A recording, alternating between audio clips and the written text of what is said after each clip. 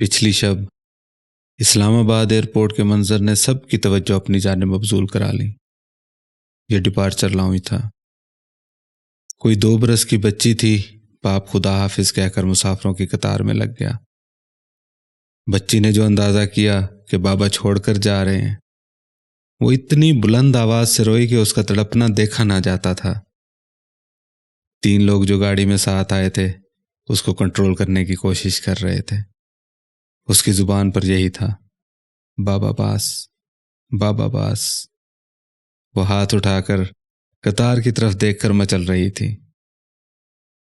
میرے پہلو میں کھڑی ساتھی بولی، بچی کی چیخو پکار پر تو سب سماعتیں متوجہ ہو گئیں، مگر بابا کا دل تو کسی کو نظر نہیں آ رہا۔ میں نے کہا، ممکن ہے بابا آنسوؤں کو بمشکل حلق میں دھکیل رہے ہوں۔ یہ بابا بھی دنیا کی عجیب و غریب مخلوق ہیں، خود اپنے لیے نہیں جیتے۔ زندگی بھر جو کماتے ہیں اس کا 5% بھی اپنی ذات پر خرچ نہیں کرتے۔ اپنی جوانی اور بہترین صلاحیتیں لگا کر گھر والوں کی خوشیاں خریدتے ہیں۔ مائیں تو بچوں کے ساتھ سائے کی طرح رہتی ہیں، شیر مادر کے ہر قطرے سے ان میں اپنی محبت اتارتی ہیں۔ ان کی گود کی گرمی سے بچے کی حسیات بیدار ہوتی ہیں، مگر یہ بابا تو صبح جا کر رات کو پلٹتے ہیں۔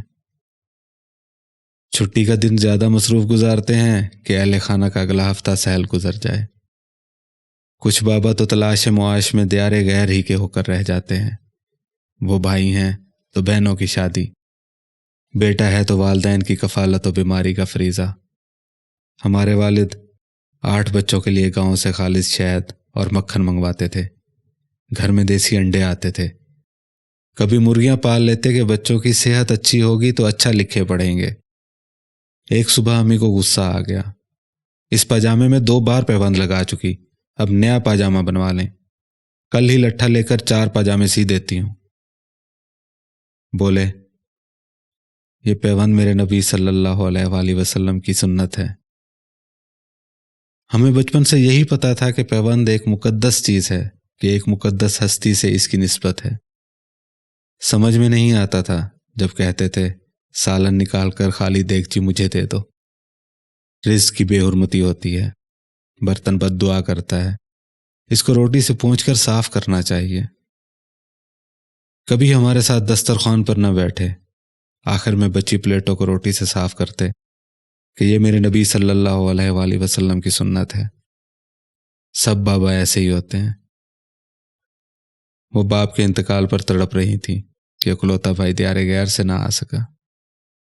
ابا نے قسم دی تھی کہ اس کو میرے کینسر کا نہ بتانا، زندگی بھر کی جمع پونچی خرچ کر دے گا میری بیماری پر۔ آپ ہی جانیں، گھر کے 4 کمروں میں ایئر کنڈیشن ہو تو صرف امی بابا کے کمرے کا نہیں چلتا۔ جب بچے ناراض ہوتے ہیں کہ ہیٹ ویو میں بھی خیال نہیں رکھا اپنا، تو ایک معصوم سا عذر کہ بیٹے مصنوعی ٹھنڈک سے ٹخنوں کی ہڈیاں متاثر ہوتی ہیں۔ یہ بابا لوگ بڑے مضبوط ہوتے ہیں، اپنے دکھ تشتری میں سجا کر تھوڑی پیش کرتے ہیں۔ یہ بابا بیوی بچوں کو طارق روڈ سے عید کی شاپنگ کراتے ہیں۔ جب اصرار کیا کہ اپنے کپڑے بھی یہیں سے خرید لیں تو ایک ہی جواب ملا، مجھے فلاں کی فٹنگ ہی درست آتی ہے۔ اور یوں ہمیشہ خود صدر کی پرانی دکان سے عید کا جوڑا خریدا۔